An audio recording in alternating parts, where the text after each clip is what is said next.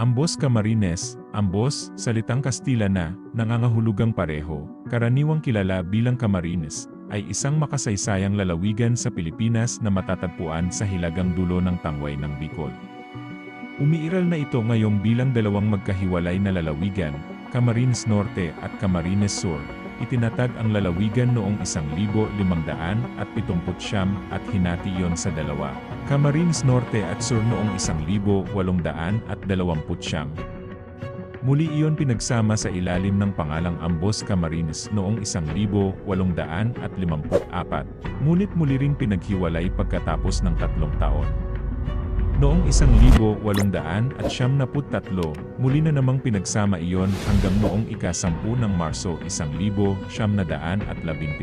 nang binuo ng akto bilang 2,711 ang karamihan sa lalawigan ng kasalukuyang panahon, kabilang ang Camarines Norte at Camarines Sur.